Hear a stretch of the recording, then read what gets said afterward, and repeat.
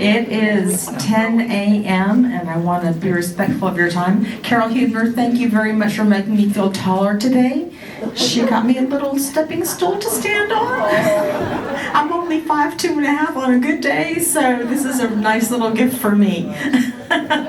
May I ask, for those of you who can, to please stand and we'll say the Pledge of Allegiance, please. I pledge allegiance to the flag of the United States of America and to the republic for which it stands, one nation, under God, indivisible, with liberty and justice for all. Thank you all. I'll give you a second to have a seat. Well, welcome to today's Director's Dialogue. This dialogue focuses on philanthropy and charitable giving, and it's not everybody's cup of tea, but those of you who are here, thank you so much for having interest and wanting to be a part of understanding it better and seeing what we do here at the ARC.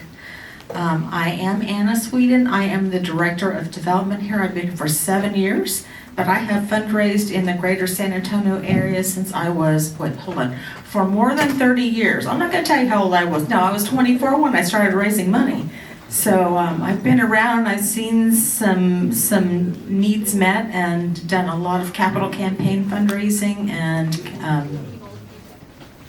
planned gifts and annual giving and all sorts of different things. And many of you have done fundraising in your churches, and maybe you've done it professionally as well. And if you've done it professionally and you're hiding from me, come see me. So I am a one-person show, except I have Steve Fuller, who helps me raise money. There's no way that you can raise money without an executive director who stands beside you. And then Miss Emily, who just happens to be standing up, so she's going to wave to you very quickly and say hello. She is a very, very capable right hand to me.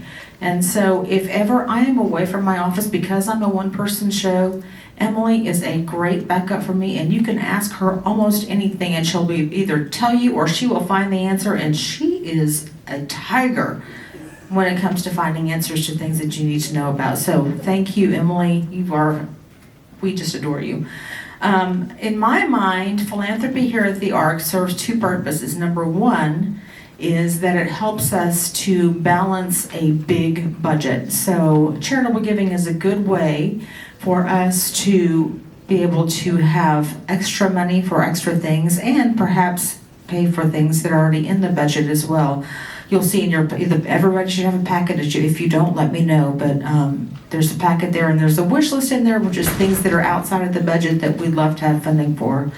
Also, people love to give. I was not raised in a giving household, but when I started working development, it became very clear to me that people do love to give, and they love to give to things that are important to them. So obviously this is your home, and the fact that you're interested in giving to your home and supporting its well-being for the future is very important to all of us. So this is fun. So we talk about the mission statement of the ARC. We have this new mission statement. The mission of the ARC is to serve residents who serve our nation by creating opportunities for them to live and age well. And how does that apply to philanthropy? Oh, thank you, Emily. See, Emily's, tell you, she's my left hand. So the development office just helps us to gather that financial support to make sure that these things happen and that you guys have a great place to live and to enjoy your life here. So we're going to talk about that a little bit while we're here for the next 30 minutes or so. I also welcome your questions. So if you have questions along the way, if you'd hold until the end, and this is just a burning question, we'll talk at the end and take some questions. And then there's the 4-minute video at the end of the presentation that I'd love for you to stay and please watch. It's one of your resident neighbors who is talking about her philanthropy and why she does what she does. And it's just a very touching piece. So, next page. I can do this. The ARC is a 501c3 organization. That's the crux of how we can do charitable giving here at the ARC. So, not every CCRC has a charitable giving arm, but we do, and it's really important to us.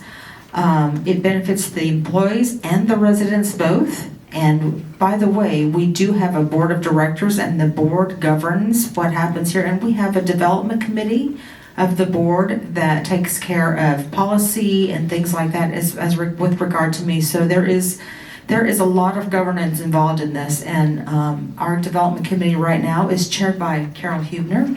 She is new in this role, and I could not be more grateful to have Carol as my development chair. And also, I just want to acknowledge the wonderful mentorship that I had from Barbara Gentry. For 6 years, she chaired the development committee here, and she really made development move at the ARC. It was, when I got here 7 years ago, it was almost non-existent, and she just made a big impact on philanthropy here with the residents and also with our external donors. She had great influence on our external donors. Just also because Lawson McGruder is going to hold me to this. Every time I get a chance, I want to tell you all, the board is required to give charitably every year as part of their role in being a board member, no matter who they are. And we, in the past 5 years, have had 100% participation from the board. And this year, it was about $38,000 that the board gave to us for various things here at the ARC. So just want to let you all know that that's a requirement, and they are very generous and they're very thoughtful in their giving, including you. Thank you, General Magruder. So, what a guy. So, we try to make charitable giving here very easy. So you can give by cash, check, charge it to your ARC account. Credit card via armyresidence.com/giving. We don't keep credit cards on in our files in the office. It's just not a good idea, and I don't want that responsibility. So you can always give online. And then required minimum distributions for those of you who have IRAs and things that you need help getting rid of. I think there's maybe some tax benefit to that too, so please take a look at that. If you're interested in learning more, you can come see me, or you can talk to a lot of other people who can help you. And then we do accept gifts of stock. We got a $75,000 gift of stock this year that was unrestricted, and we used it quickly, I can promise you. Also, in-kind donations. You hear about the Crabtrees often, where they give their time and their services to get our signage done. They're still at it today, and boy, I tell you what, we owe them a debt of gratitude, because it is no small task. And this has been going on for what, 2-3 years now? Kathy's holding up 2.5. Let's see, 3. There we go. So thank you, Kathy and Dick. So I want to talk to you just quickly about the Smith Fund. The Smith Fund is, and obviously we talk about it a lot here, and it is getting to be that time where we're starting to get gifts for the Smith Fund. If you are new here at the ARC, the Smith Fund is a fund that is for giving our employees an extra boost at the holidays. They get a little bonus from this. Last year we gave $488,000 to 373 employees. These are non-director employees, and this is all thanks to the generosity of residents, the board of directors, and some of our staff as well makes gifts to the Smith Fund. The year previous, we gave away $71,000 less, so it was a big increase this past year, but we had a lot more employees. The year before, we only had 332 employees. Is that right, Stephanie? So bigger numbers, but bigger numbers. So either way, the average employee got $1,200. And if you're making $14 an hour, $1,200 in December is your Christmas. So I invite you to participate in that if you would like to. Also, if you want to make changes to your Smith Fund allocations, if you have something, if you're taking out of your account every month and you want to make changes, maybe give a little bit more, maybe stop it and do an RMD instead, please let me know. We have forms for that, and Emily can help you again if I'm not there. So there's a big thing going on there. I feel like a lot of people may change the way they give for the future. And then I just want to share some pictures with you. So look at all these happy people who got Christmas bonuses. I think that was last year or the year before. Look at Brandy. Goodness gracious, that girl. So it's meaningful. It's meaningful to our employees, and really, for somebody who makes $14 an hour, ladies and gentlemen, it makes their Christmas. We also have a resident assistance fund. This is also called the Widows Fund or the Art Charitable Endowment. They're all three the same thing, for those of you who are confused by that. I know it's confusing, but it's just like me being called Anna and Anna Maria. You know, it just depends on what my mom's mood was that day. Let's see, there is $2.2 million in the fund right now. And we have four residents, 3 households on the fund. That's the most that we've ever had on this fund since I've worked here for 7 years. So obviously there is a need, and not only do we give money to the residents, but we accept money for charitable donations to help the fund stay big and vibrant and alive for the future. I invite you all to give to this fund to help your neighbors. So far, 4 people, that's plenty. Let's see. The wish list. In your package you have a copy of the wish list. And it's also posted on the portal and on the website and on the bulletin boards near the mailroom. The wish list is a fundraising tool that assembles the needs that we have a high need for. They're usually things that are not in our budget, but they're things that we discover, like I'm getting ready to add to this a ping pong table because I had to hear about it last Friday that the ping pong table is dying and falling down. And so, you know, that may be a $400 item, but if somebody is interested in funding a ping pong table, come see Emily or me. I don't know the price exactly, but we'll get it up for you.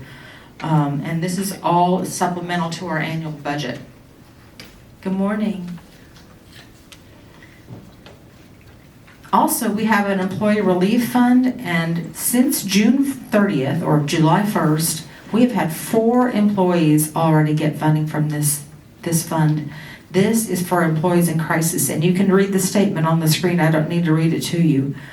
But this is not unusual that we have an employee who has a major medical crisis. They have a major family medical crisis. Their house burns down. We had a house burn down a couple of years ago, and they got funding from this fund. And it helps the employees to get over a hump. We have a very fast application process. Literally, it can be turned around in 48 hours, probably even sooner than that if they get it to us early enough. And we have a small committee of employees that looks at those.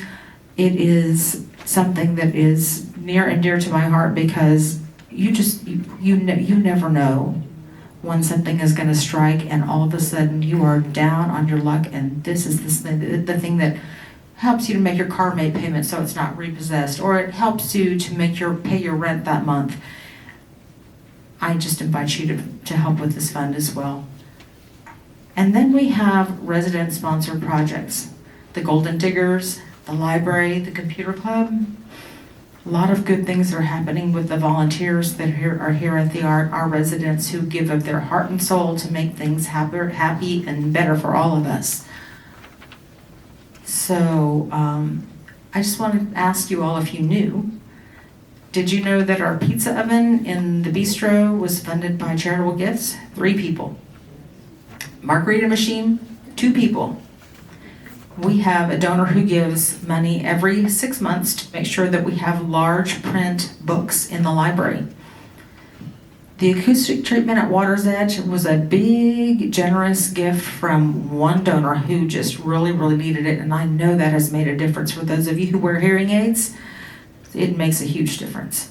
If you go get your blood pressure checked with Lucy, she does that 2 or 3 mornings a week. The vitals machine, one of our nurses who lives here decided that was important to her, and she funded that.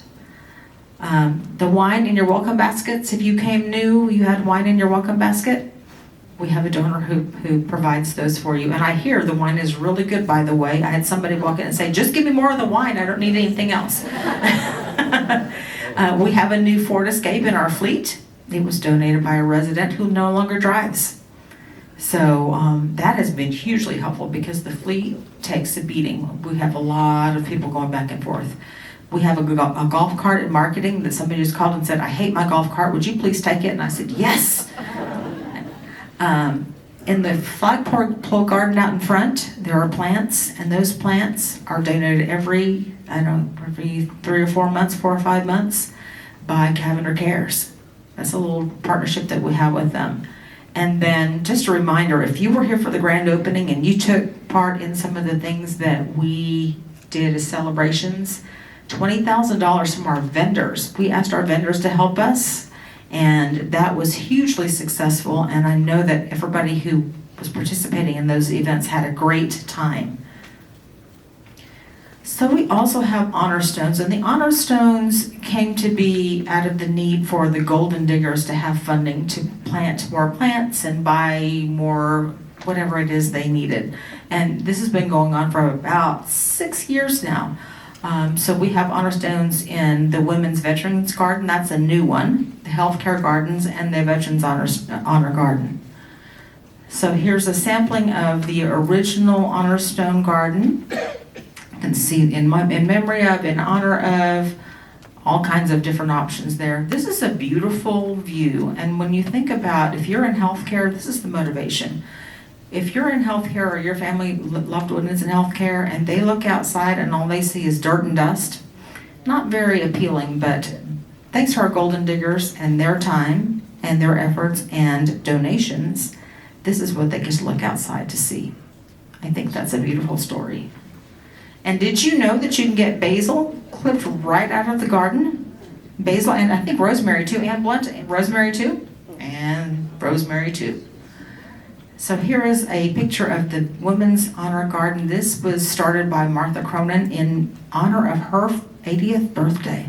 It's something that she wanted to do, and she really took it on. She made a seed gift of $6,000 to get this thing rolling, and and thank you Resident Services, by the way.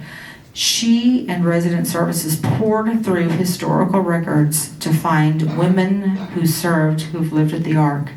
And she made sure that they got stones. If you know somebody who lived here and didn't get a stone, come and see me. We'll make sure they get one. And this is me with Patty Horho, who was here speaking, and we took her out to see the Women's Veterans Honor Garden, and she was just blown away by it. Such a sweet gesture, and obviously women veterans are very important to her. So we just had a nice little time out there looking. And then Colonel Hipp, there you are, Joe Hipp. Joe Hipp has some friends that he wanted to honor, and so he started a Veterans Honor Garden out near the dog park, and he memorializes or remembers his friends there. And you are welcome to do that as well. It doesn't have to be someone who's lived at the Ark, but if you're interested in putting a stone out there in honor or in memory of someone, we'd love to do that as well. And here are some of the stones that Joe and some friends have done. You can see some names there. Look at them. Colonel Chuck Ulmer held us together. Love that. We are very grateful for those of you who give gifts in honor of or in memory of friends, family, loved ones. This is important for us. It's a great way for us to remember or honor, but it's also a great way to provide funding for the Ark as we grow and we change. I got one the other day, and it was in memory of someone who just passed away in healthcare, and I didn't even realize these two people knew each other, but we got, a $100 gift. And you know what that means? That means she designated it, so we're going to be using that for honor stones for our neighbors. Also, just give some thought to estate planning. If you need to update your wills, we would love to be a part of that. We can also talk about trusts and things like that. I will tell you that in the last 6 months, I've received notification of $1.2 million that are in trusts that will come to us after our donors pass away. So it's not something that will happen right now. It will happen later, but it is definitely something we look forward to having. when that time comes. Would love to talk to you about that. If you need information, come see me. And then I just want to go back very quickly, especially for those of you who are new. Answering the call, phase 1, we did a capital campaign to help fund some of these renovations. It's the same room we're in right now. That was hugely successful. It's the first time we've ever done a capital campaign here. $4.4 million has been raised for that campaign. About 70% of that, of our residents here at the Ark, gave to that campaign in one way or another. 70%, that's a big number. And I just feel like that's something we should be looking forward to as we talk about phase 2. If you haven't heard about it yet, we do have a healthcare center initiative that's moving forward right now. And I invite you to think about what you might do to help with that campaign as well. I don't know what the numbers are yet. We're just now in the formative stages, and we'll just be talking about that more. But please, I feel like I walk into another country now when I walk from this side over to the healthcare side. So if you haven't done that walk, it's very, very different, and we want to upgrade that and make it a place where you'll want to take your friends and appreciate. If you have to be there, we want you to be there in a good place. Also, we do donor recognition. We started this for the capital campaign, and you've seen some of the signs up. Valero private dining room. Our executive offices are named in honor of Lieutenant Robert E. Kelso. Colonel Kelso just passed away about 6 months ago. He was a World War II vet, and he and his wife came into wealth. And so when they did, they established a foundation, and we got money from that foundation. It was a $100,000 gift. Yeah, $100,000 is nothing to just frown at. Our Sea Services Courtyard is another naming opportunity. The donor didn't want to be named, but they wanted to honor the Sea Services, and so I just wanted to put this up for you. The signs are different inside and outside just because the environments are different. So you'd see different things in different places. Up and coming, just want to share with you that Dick Crabtree on the 27th, Tuesday the 27th, is going to be talking about wills and estate planning and things like that. He did this last year, and it was wildly successful. I saw people sitting in the back of a room, and they were taking pictures of slides with their cameras because it was so useful to them. So I invite you to come back. It's in this room, 10 a.m., and Dick will take questions, I feel certain, and then he'll talk to you afterwards as well. And he is a great friend to the Ark and a great friend to all of us. And he's also going to do something similar for our employees. And our employees, some of them need to understand that better than they do. And so we'll just leave it at that. And also, don't forget, we have the quilt auction going on across the hall and activities right now. If you haven't walked in there, please do and take a look, make a bid. That goes on until the end of the month, and the funds raised through the quilt auction also benefit the Golden Diggers. And then just some good to know things. I just want to make sure you all know we honor your intent. If you make a donation, you tell me you want to buy the ping pong table, by golly, we're going to buy the ping pong table with it. If you make a donation that goes into the Widows Fund, the any special fund, it's going there, and we're going to honor what you ask us to do. Please send your donations through the development office. You can leave them at the front desk if you need to, or you can just walk in and hand to Emily or to me. But if you put it in the Dropbox to finance, sometimes it stops there and it never comes back to me, and I never know it got here. So yeah, we're just, because we're in different buildings, it's a hard thing. And then one other thing, we do provide year-end statements in January to cover your previous year. And those would go out toward the end of January. And that covers all your charitable giving for your taxes. So if you need that, we'll be sending that out as long as you've given. If you've not given, you're not going to get a statement, pretty obviously, right? And then Miss Emily, also known as Vanna White, is here with the microphone, and she'll take any questions you have. Oh, Barb. Barb Durger in the back. Thanks for all you do. When we're sending our donation through our RMD, we are using the 7400 Crestway address. Is that the correct address to use for RMD donation? Yes, yes. Because that 74 comes Crestway. directly from the financial institution? Yes, yes. Okay, thank And you. again, if we get a distribution from your RMD, we'll call you. If we don't know what's coming, we'll call you and say, how did you want to use this? To make sure that it goes to the right place. What else? I don't think everyone knows what RMD means. I don't think everyone knows what RMD means. Could you So an just define that? RMD is a required minimum distribution out of your IRA. Thank you. And it's called a QCD, Qualified, charitable distribution. You don't Right. pay tax on that money. and you don't pay tax. Oh, I'm not going to tell you about taxes, but y'all talk to your tax advisors. What else? How can I help you guys? Is there anything that you need to know that you don't know?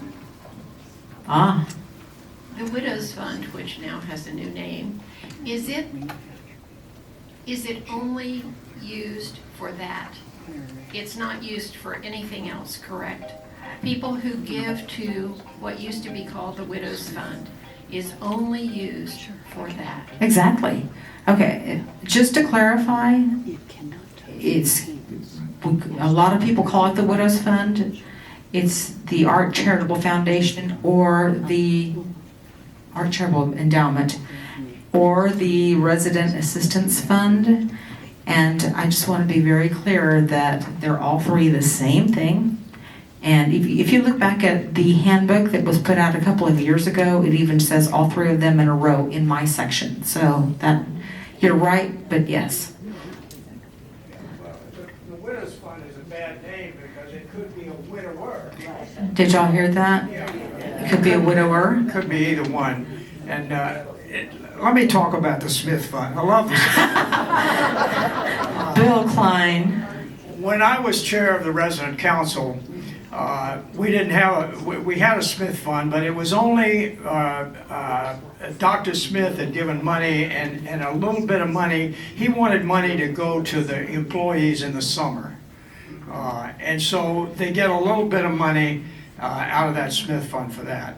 But I work with Gordon, and the CPA was dead over that he was not going to let us deduct the money that we gave to an employees fund then from our income tax.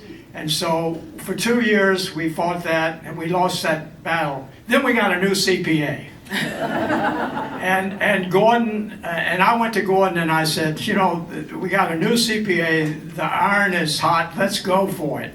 And he did, and he worked with the new CPA, and as a result of that, the money now that you give, when you would give tips in an ordinary place, that money, now when you give that money to the Smith Fund, can be deducted from your income tax. And it's a great way to take money, those of you who have IRAs, to take it directly out and give it to the Smith Fund. But the Smith Fund, as you saw those happy faces, it's a wonderful fund, and the employees look forward to that at Christmas time, and it's a great way to give. So I urge you all, if you haven't done it, do it. And you talk about being happy about giving, that ought to make you very happy. Thank you. Oh, thanks, Sharpline. Anybody else? All right, I asked you to stay for the 4-minute video. Everybody has a story. And I want to share the story of Martha Thorpe. Hi, Martha. Didn't know this, did you? Good morning. Martha's seen this video, though. This is one of our cherished videos from our capital campaign. We talked about donor recognition and naming opportunities. And just want to share with you all how Martha gave and what it meant to her.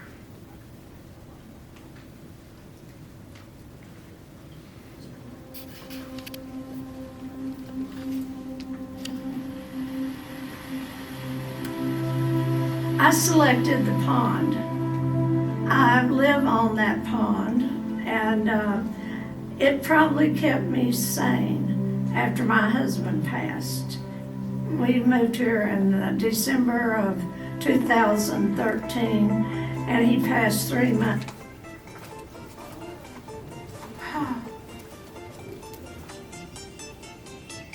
months after we moved in. So I think it kind of saved my sanity to have that beautiful view every time I walked out the back door.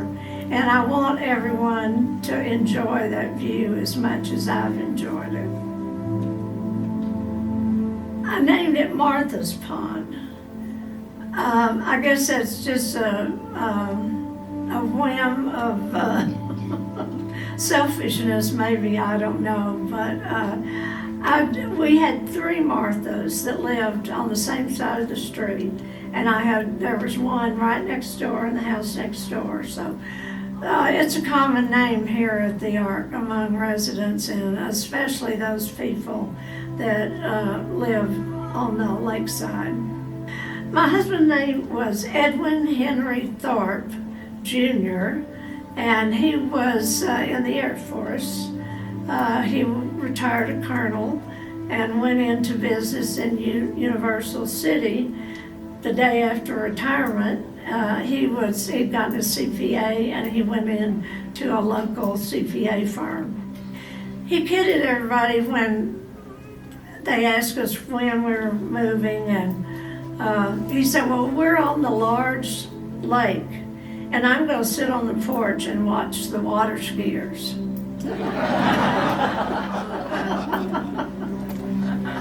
Yes, he had a wonderful sense of humor, and of course, it's always tragic to lose someone when you have been together so long.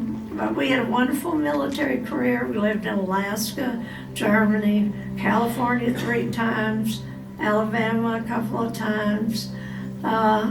And we came here because we had a handicapped son, and we got a compassionate assignment so he would have the type of doctors he needed.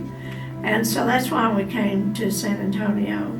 And now I've been here 47 years.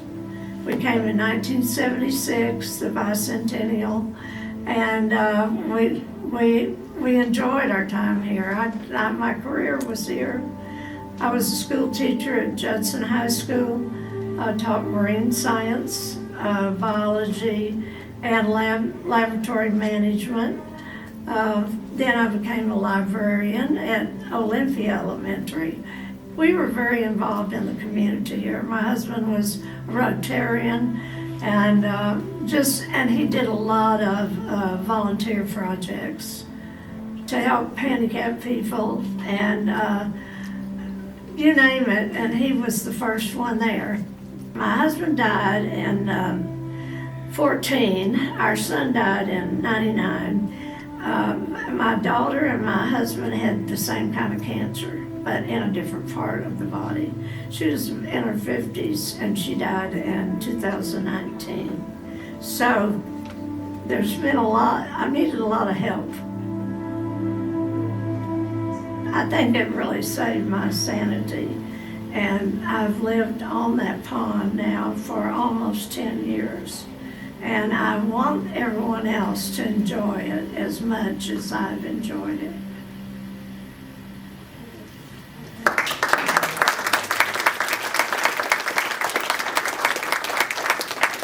Oh, Martha, don't cry. I love that she shared her story. We have some others that we will add to our collection. See, I stood up again. Isn't that nice? We'll add to our collection as we move forward. But I just thank you, Martha, for letting us share your story. And it is a beautiful story, no doubt. Any other questions? Otherwise, I just want to close out with a thought. No questions. Carol Hubner found this, and I'm going to use it. Thank you, Carol. She's my other right hand now. Giving is not just about making a donation; it's about making a difference, and it's attributed to Kathy Calvin. I love that, and it speaks to what we do and how you can help. So thank you very much for being here today, and I'll be here if you have questions that you want to talk about privately. Thank you so much. Have a great day.